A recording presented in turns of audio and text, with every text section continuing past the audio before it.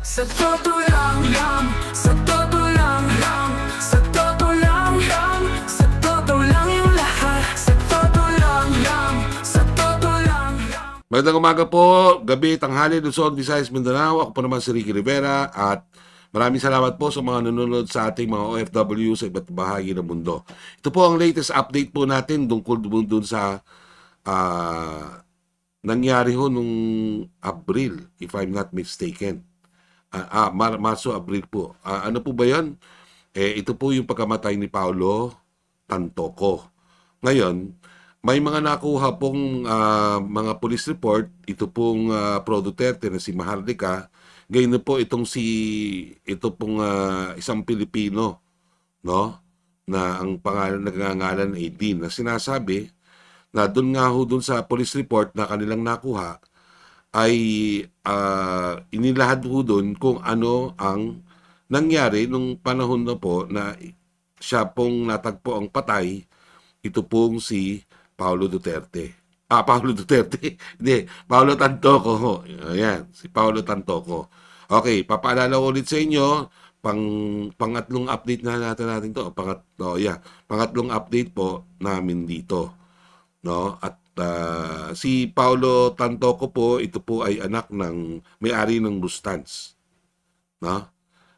At ito po ay matagal na kaibigan ng pamilyang Marcos. At yung asawa po nito ay kasanggan dikit ng ating First Lady, Lisa Marcos Araneta. So ano po, ulit, isang konting review, brief review. Ano bang nangyari dito kay Paulo Tantoco? Sa ngayon po dun sa mga nakalap natin at dun din po nakalagay sa police report, nag-dinner po ito sa isang hotel na dyan po sa Estados Unidos. At nung dinner, bago yata nag-dinner, nagko-complain na ng masakit ang tiyan nitong pong si Paulo Tantoco. Ngayon, nung nagkaroon sila ng dinner dyan sa Beverly Hills Hotel na yan, no, ay ang nakala po natin ng impormasyon nung una ay pagkatapos noon ay nagkaroon kasi sila ng kasayahan at umalis daw po itong ating First Lady patungo doon sa kanyang hotel. Kapagkat yung kanilang hotel na sa kung saan nag-dinner sila ay iba ho doon sa hotel ng ating First Lady. Pero sang-ayon po dito sa nakuhang police investigation report, no, ni Dean na ipinasa yata kay Maharlika, o si Maharlika ho yata ay may kopya, parang sinasaad doon na ito pong party, no, ng ating First Lady kasama ito pong namatay na si Paulo Tantoco ay umakyat daw po doon sa kwarto nung biktima. Hindi naman biktima. Pwede na rin sabihing biktima kasi sa ngayon dito po sa police report, ito po ay kinoconsider na high profile murder case. So, hindi pa rin tiyak pa rin ngayon kung ano po ang ikinamatay nitong si Paulo Tantoco. Basta lumalabas lang ho doon sa police report na di umano ay may white powdery substance na nakita nung panahon po na rumisponde itong mga pulis at mga investigator ng mga 11 o'clock ng umaga, na kung saan nakita po nila na ito pong yung Paulo ay naghihingalo at binibigyan ng first aid nitong mga empleyado po ng hotel. Okay, so at sang-ayon po dito po sa police report na ito na nakita ay nagkaroon po daw ng pagtatanong itong mga pulis doon sa mga nakakita mismo nung nangyari. Okay, mayroong mga na-interview. At doon sa mga na-interview na yon, sinasabi na nandun daw ang ating unang ginang dun sa party na kung saan umatin itong mag-asawa. Ito pong si Paulo at ang kanyang asawa na social secretary ng ating First Lady. So, dun sa ibang mga detalye Mahirap pong banggitin ho kasi online sapagkat hinihintay ko pa rin ho yung ating opisyal na kopya nung ginawang investigasyon. Kasi mahirap nga ho dahil patuloy po, ongoing po investigation, baka makausahan naman ho tayo ng mga abogado nitong namatay at ng kapulisan na we're getting ahead of the case. Medyo masama ho yun.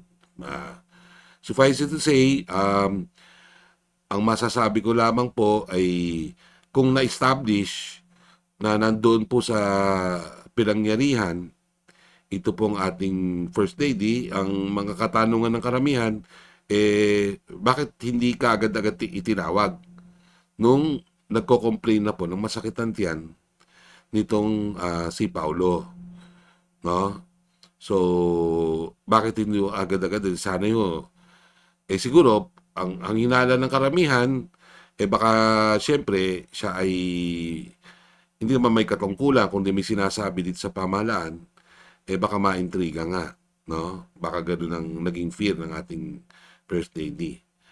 Ang panawagan po nitong current PH TV ay simple lang. No? Kung ito po ay nagtutuloy-tuloy na investigasyon, ano ho ang kinalaman ng Philippine government? Nakikipag-ugnayan po ba ang Philippine government sa pamumuno po ng ating ambassadors to the United States, no, tungkol ho dito? Kasi ito ay maaaring pumutok ng malaki, no, at maaaring makasira dito sa reputasyon ng administrasyong ito. Bakit kamo? Siyempre may namatay na Pilipino doon. Di po ba? At yung namatay na Pilipino na yan, malapit pa sa first couple. So, dapat ho may transparency tayo dyan. Sapagkat yung lumalabas dun sa report ay base sa testimonya ng mga itinanong ng mga tao na kasama nitong Paulo Tantoco nung mga panahon na yon, sinasabi nila na nandun daw ang First Lady. No? So, yan po. Ganito po, no? Kasi baka sabihin po ninyo, noong una, nagtatakip kami. Hindi po. Kasi po, kaya naman naging ganun ang posisyon ng, sa totoo lang, ng mga nakaraan tungkol sa pagkamatay na ito, sapagkat hindi pa nga ho kumpleto yung investigasyon. In fact, doon sa police report na nakuha nga nitong kabilang kampo, hindi pa nga ho sigurado doon kung ano yung white powdery substance na yun sapagkat hindi pa nga ho pinal yung laboratory testing. Ikalawa ho, siyempre yung autopsy report napakahalaga kasi doon na natin makikita kung ano ho talaga yung naging cause ng pagkamatay nitong si Tantoco. No? Kung siya ba ay na food poison, kasi maaaring ganon, o siya ba ay nagkaroon ng meron nung sinasabi sa akin yung mga doktor na isang malalang pwedeng nangyari. No? So, ang pinanawagan lang natin, huwag tayo mag-speculate. Hahayaan po natin ang otoridad ng Los Angeles County na siyang magsabi, lalo na ng Beverly Hills, na sila ang magsabi sa atin. Sapagkat we deserve the truth. Ang Filipino people po, we deserve the truth. Bakit? Baka sasabihin nila, hindi kasi personal naman na affair yan. Personal na affair. Itong si Paulo Tantoco, hindi naman bahagi ng pamahalaan.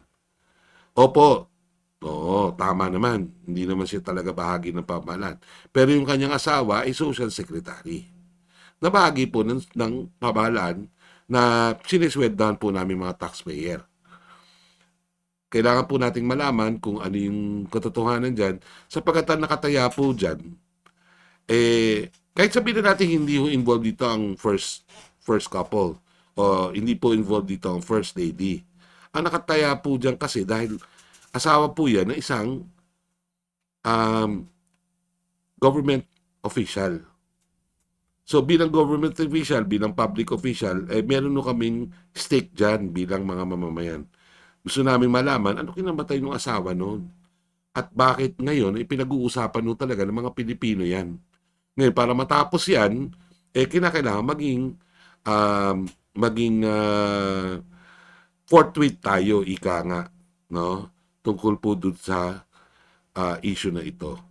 So, antabayanan po natin yung opisyal na pagpapalabas, no, ng statement ng kapulisan hingil po ng issue na ito. Panawagan nun natin, huwag tayo mag-speculate at paniwalaan po natin ang katotohanan. Sa totoo lang. Maraming salamat po.